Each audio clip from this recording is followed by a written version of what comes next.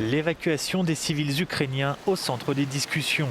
Alors que la guerre fait rage, comme ici à Irpin, dans la banlieue de Kiev, où les habitants les plus vulnérables tentent de fuir, la Russie a proposé un nouveau cessez-le-feu temporaire aujourd'hui. Ces derniers jours, les tentatives de mise en place de corridors humanitaires ont échoué, les deux camps s'accusant mutuellement de ne pas respecter le cessez-le-feu. La dernière proposition de Moscou avait quant à elle été rejetée par Kiev, qui ne veut pas de corridor humanitaire menant les civils en territoire russe. Le troisième round de négociations entre les deux parties s'est achevé hier.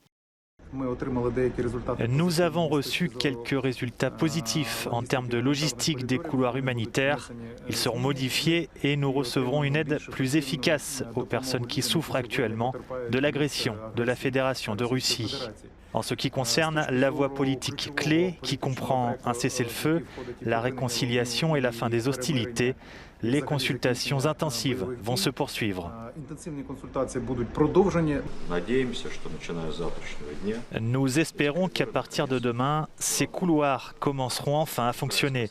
La partie ukrainienne nous a donné des garanties.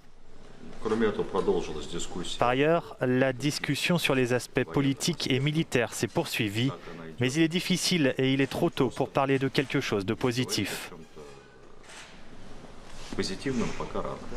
Les discussions entre Russes et Ukrainiens vont se poursuivre dans les prochains jours. Les ministres des Affaires étrangères, Sergueï Lavrov et Dmytro Kuleba, ont convenu de se rencontrer jeudi à Antalya dans une démarche soutenue par la Turquie. De son côté, le président ukrainien Volodymyr Zelensky a posté une nouvelle vidéo depuis son bureau de Kiev, assurant qu'il n'avait pas peur et qu'il n'irait nulle part.